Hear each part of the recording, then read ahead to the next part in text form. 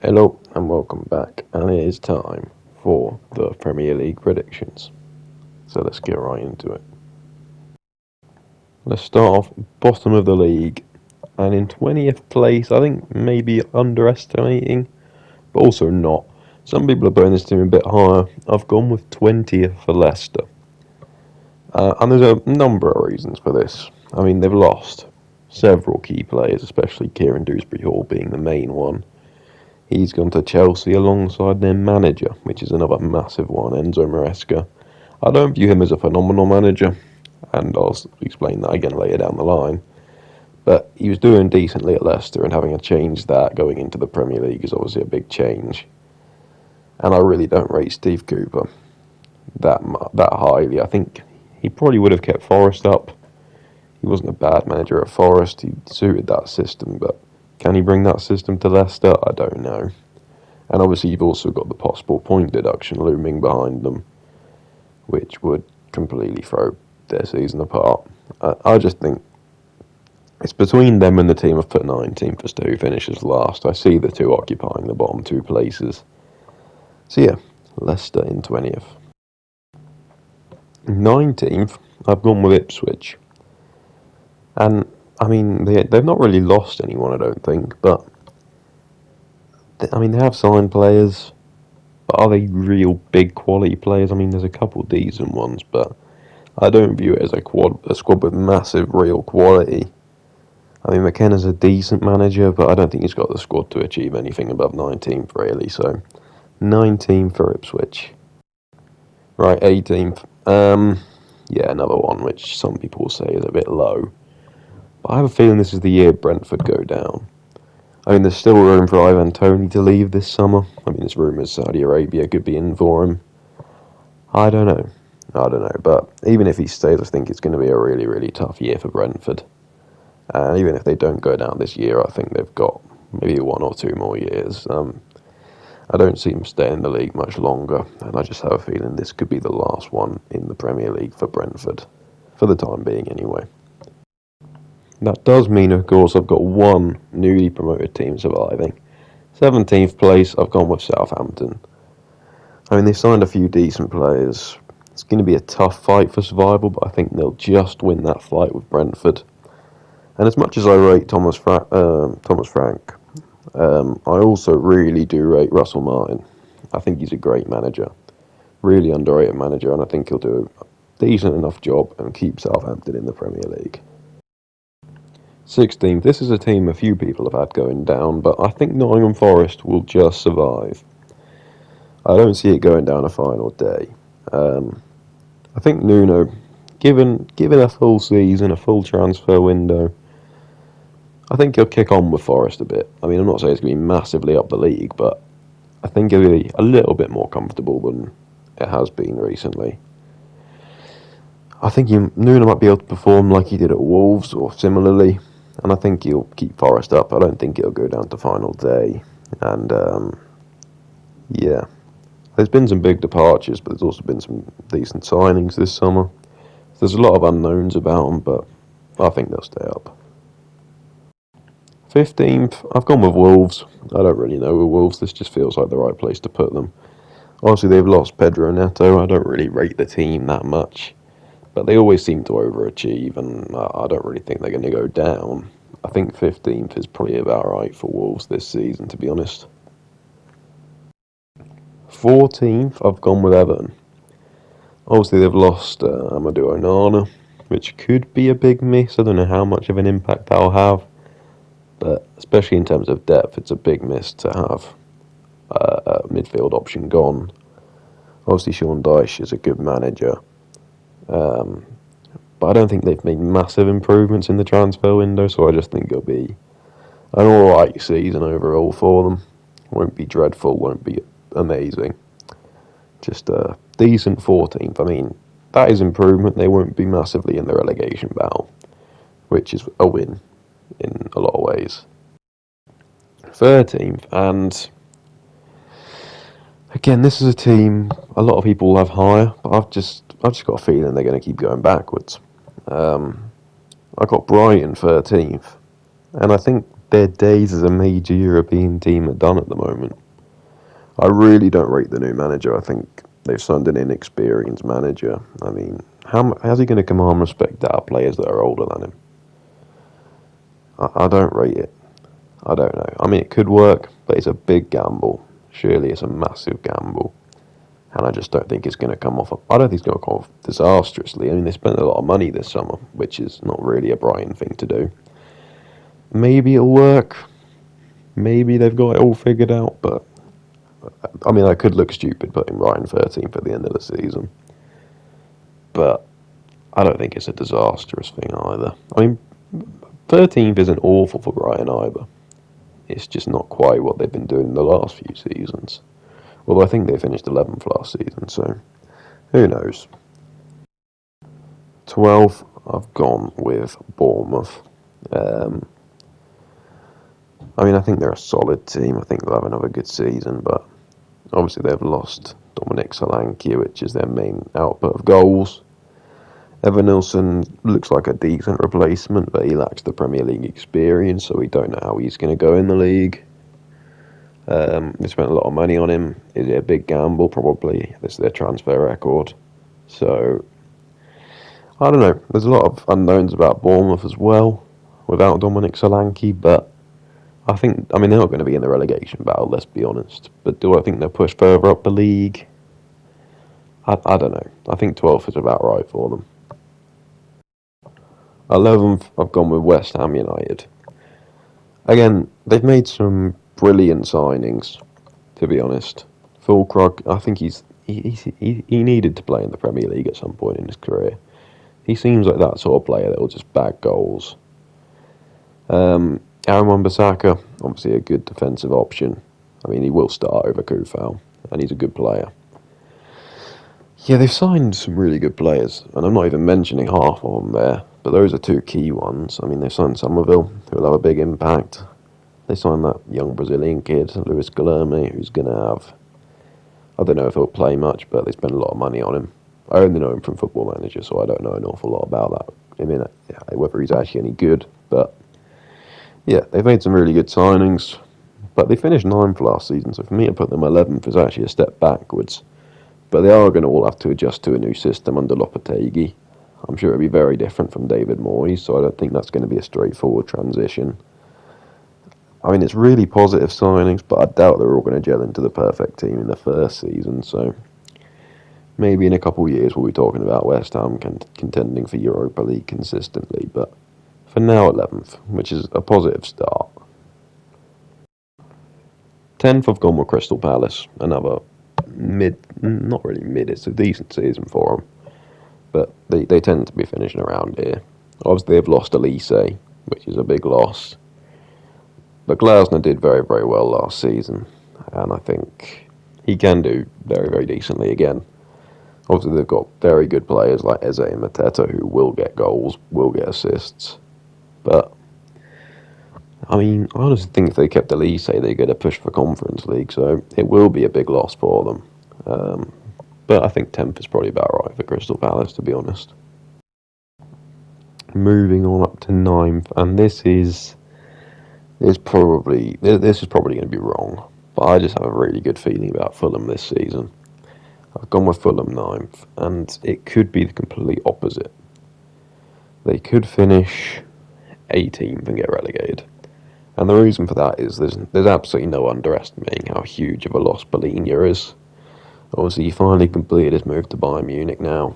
But I just have a feeling Fulham are going to have a really good season. I don't actually know why. Maybe it is just Emil Smith-Rowe. The fact I'm so confident he's going to be absolutely phenomenal for them. The fact I think he's going to be the next Cole Palmer this season. Maybe it's all that.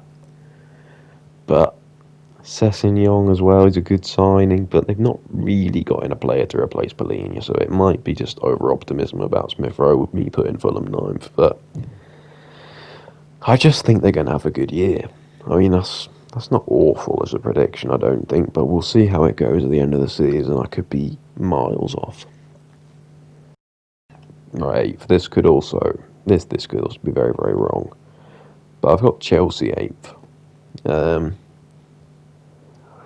I mean, they've made decent money this summer. They've not exactly spent disastrously, although they have spent a lot of money again.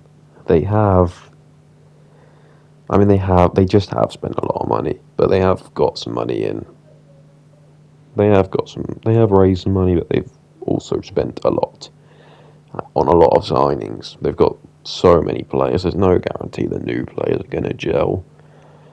And I don't actually rate Maresca, so yeah, I don't know. I think Maresca's got till Christmas before he gets sacked. Then they'll probably bring in a new manager. Finish this season about 8th. I don't see them getting Europe again. I think it was a disastrous decision to get rid of Pochettino. He finally had the team gelled. He had a system working. He got them into Europe. He could have done it again.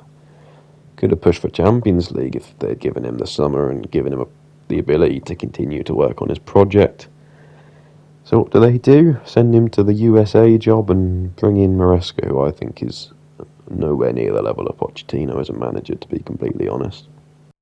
Moving on to 7th, I've gone with Aston Villa. I mean, there just will be some fall off from last season because they're going to have to balance Champions League football, which there's no underestimating how significant that is to try and do that, especially with the expanded competition this year. It could be absolutely horrible to try and balance it.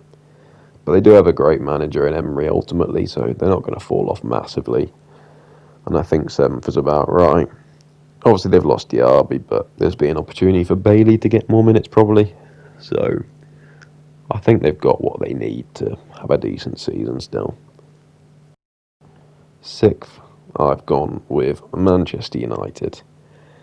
Obviously, they were 8th last season. I have them going up 2 places.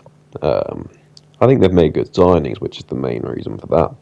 They've signed some big players. I don't think Erik ten Hag is a great manager, but he's obviously not an awful manager.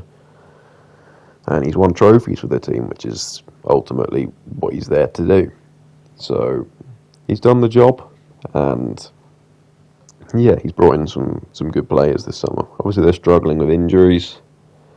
Obviously, their new signing, Yoro, has already got injured for about 3 months or something. Højlund's injured. They've lost some major players to injury, but if De Ligt and Mazraoui find their feet in the Premier League, I really do think they can succeed. And I don't know if Xerxes going to get many minutes this season. You'd assume he would for the money they spent. But yeah, he has the potential to be very, very important for them this season, I would have thought. Yeah, I just think it's going to be an improved year for Manchester United, but anyone who has them in the top 4, I can't agree with that. I don't think United are getting in the top 4 this season. I think 6th is about right for them. But I do think 5th is going to be a Champions League spot this season. So yeah, I have Manchester United finishing 6th, just missing out on those Champions League places, because I have a feeling 5th is going to be a Champions League place this year. I think maybe Villa don't perform too well in Europe, but I think Liverpool, Arsenal and City all have the potential to go pretty deep in the Champions League. And the team I have in 5th, just sneaking into that 5th place Champions League, is Newcastle. And this is a team where they've not made any major signings, but they've also not lost any major players, really. And I can see them push for Champions League places again, and as I say, potentially make it through the 5th place position. So yeah, I think 5th's about right for Newcastle. Some people might say that's a bit high, maybe I'm stretching them a bit. But what you need to remember is they don't have any European football to contend with. They can just focus on the league, solely pushing for the Champions League. And I think whether or not they do it, because we don't know if 5th will be Champions League or not, I think they'll be very, very close to doing it if they don't. Right, it pains me to say it, but I have a feeling Tottenham are going to have a decent year. I've got Spurs 4th. Yeah, I think they can finally push into the Champions League again. I mean, Ange has a very interesting style of play, and he's made some positive signings to the squad, including Solanke, who I think could be phenomenal for them. And I think they'll really push into the top 4 and close the gap down on those top 3, which are obviously Liverpool, City and Arsenal. So yeah, I think it could be an okay year for Tottenham. Decent year. 3rd, I've gone with Liverpool. I think they'll fall backwards a little bit. I mean, not necessarily in position, but yeah. I don't believe Arne Slot is as good as Jurgen Klopp as a manager. And they've not made any signings. I mean, they've apparently signed a goalkeeper who they're going to loan out. So, again, not really a signing to the squad. And, yeah, whether they make any signings before the deadline, I don't know. But, yeah, it'll be interesting. It'll be interesting to see what Slot can do with this squad. Whether he's got any major plans for it, whether he's trying to work on continuity with what Jurgen Klopp was doing. I don't know, but it'll be interesting to see what they do, and I still think they'll get top four. Pretty straightforward, but I do think they'll fall back a little bit from City and Arsenal. Moving on up into second, and it's Manchester City, of course it is. They're going to finish second. And this is based on the fact they don't get relegated down to non-league. No, in all seriousness, I mean, I still don't think they'll win the league, even if they don't get charged. Let's ignore punishment for charges here. I mean, if they go down last due to these charges, I mean, it would be amazing to see them get punished if they've done things wrong. But that's not what the point of this is. So I'm going to say second. I still think we'll win the league. I genuinely believe this is our year. It just makes sense. Obviously, Pep is a brilliant manager. Obviously, Manchester City have an absolutely outlandish squad. And I don't think they will necessarily fall backwards too far. I don't think they'll necessarily lose. I mean, they'll probably finish with the same points, maybe a little bit less than they had last season, but I just think we're going to make a massive jump forwards and jump ahead of them. And that gets into our first place, Arsenal. It just is our year. Arteta's going to lead us to the title this year. It is as simple as that. Calafiori signed, and we've not lost any key players. I mean, obviously, we need to stay in the market and make some more signings, but I'm confident we will get 1, 2, 3 more over the line, and we will, with more experience at title fights and big games, finally catch Manchester City, in my opinion, and we will win the league. I've got full belief that the 24-25 season will be our year. Right, into the awards. Player of the season, I've said Arsenal are going to win the league, and I'm going to go with Martin Odegaard as player of the season based on that. Young player of the season, I don't really think we've got any young players who I would classify as being young player of the season nominees. But I don't know, what age is that? I'm just going to say Kobbie Mainoo. Kobbie Mainoo will be young player of the season because I don't know. And I think he'll do well for Manchester United this season. Golden Boot Haaland, I think that one's pretty straightforward. Manager of the year, I've gone with Mikel Arteta based on us winning the league. First sacked, I've gone with Enzo Maresca. Could be a few though. I mean, who are the options? Steve Cooper could be sacked pretty quickly. Let's have another look through here. The new Brighton manager, I think he'll probably keep his job. Lopetegui, I think he'll keep his job fine. I think it'll be Maresca gone. I really do. I think Ten Hag will be alright. So yeah, I think Maresca will be the first one sacked.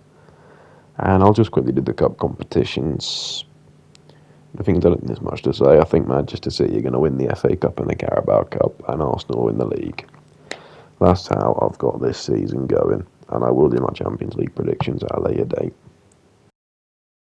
Right, that is that.